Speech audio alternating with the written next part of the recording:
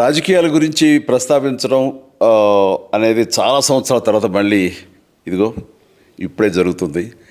దానికి ప్రధానమైన కారణం తమ్ముడు పవన్ కళ్యాణ్, అలాగే చంద్రబాబు నాయుడు గారు తెలుగుదేశం నుంచి, బీజేపీ నాయకత్వం వీళ్ళందరూ ఒక కూటమిగా ఏర్పడ్డారు. అది చాలా సంతోషం, మంచి పరిణామం.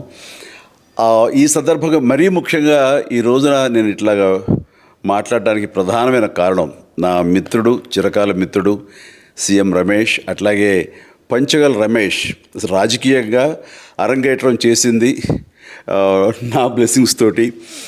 అది తను.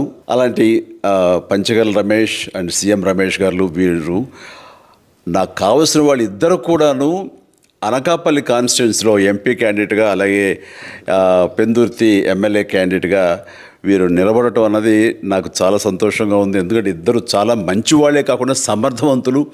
ఇలాంటి వాళ్ళు అలాంటి కాన్స్టిట్యున్సీకి, దాని అభివృద్ధికి ఎంతగానో దోహదపడతారు అన్న నమ్మకం నాకు చాలా ప్రగాఢంగా ఉంది. ముఖ్యంగా సీఎం రమేష్ గారికి కేంద్రంతో ఉన్నటువంటి సంబంధాలు, అనుబంధం ఇది మరీ మరీ ప్రత్యేకం. నాకు అది ఎప్పటి నుంచో తెలుసు. వారి గురించి నేను వింటూనే ఉన్నాను, చూస్తూనే ఉన్నాను.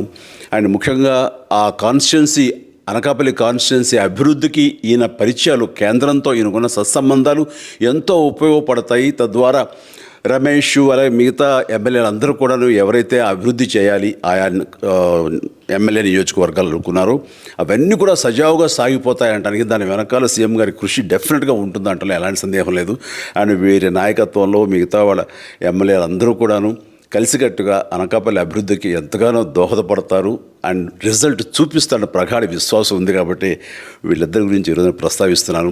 మీ అందరి ఆశీస్సులు వీళ్ళకి ఉంటాయని ప్రగాఢంగా నమ్ముతూ సెలవు తీసుకుంటున్నాను. ప్లీజ్ వారిని గెలిపించండి.